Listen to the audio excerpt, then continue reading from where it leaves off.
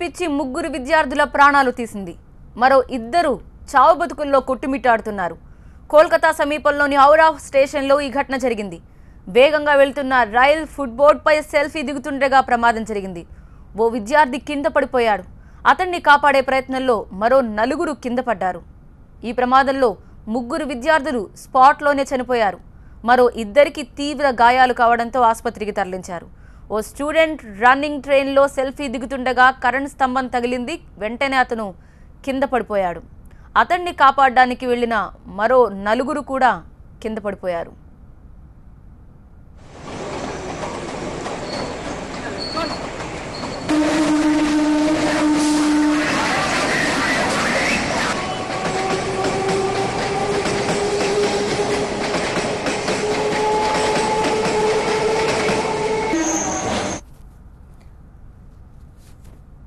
తారక్, కాజల్ బిశ్వాస్ అనే విద్యార్థులు ఈ ప్రమాదంలో గాయాలతో బయటపడ్డారు.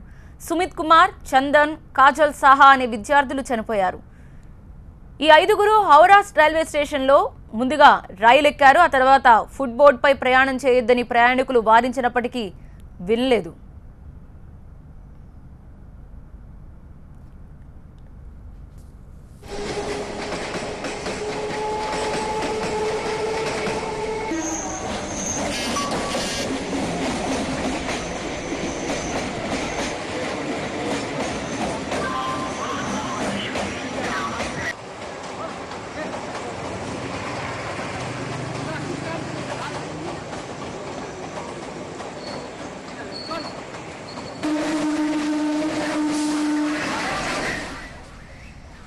ఈ ఘటనపై రైల్వే శాఖ దర్యాప్తు చేస్తోంది. గాయపడ్డ విద్యార్థులకు హౌరా ప్రభుత్వాసుపత్రిలో చికిత్స అందుతోంది.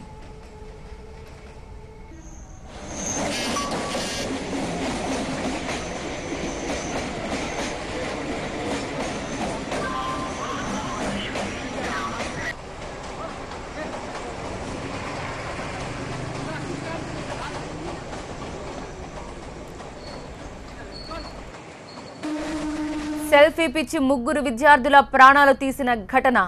ఇద్దరు చావు బతుకుల్లో కొట్టుమిట్టాడుతున్నారు. కోల్కతా సమీపంలోని హౌరా స్టేషన్లో జరిగింది ఈ ఘటన. వేగంగా వెళ్తున్న రైల్ ఫుట్బోర్డ్పై సెల్ఫీ దిగుతుండగా ప్రమాదం జరిగింది. వెంటనే ఆ విద్యార్థి అక్కడి నుంచి కింద పడిపోయాడు.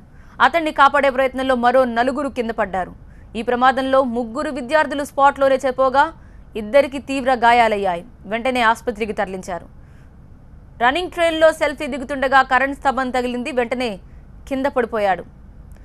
అతన్ని కాపాడే ప్రయత్నం చేశారు మరో నలుగురు విద్యార్థులు. కానీ ఆ ప్రయత్నం విఫలమైంది. వెంటనే ఆ నలుగురు కూడా ఆ అబ్బాయితో పాటే కింద పడిపోయారు. తారక్, కాజల్ బిశ్వాస్ అనే విద్యార్థులు ఈ ప్రమాదంలో గాయాలతో బయటపడ్డారు. మిగిలిన సుమిత్ కుమార్, చందన్, కాజల్ సహా ఇంకొక విద్యార్థి కూడా చనిపోయారు.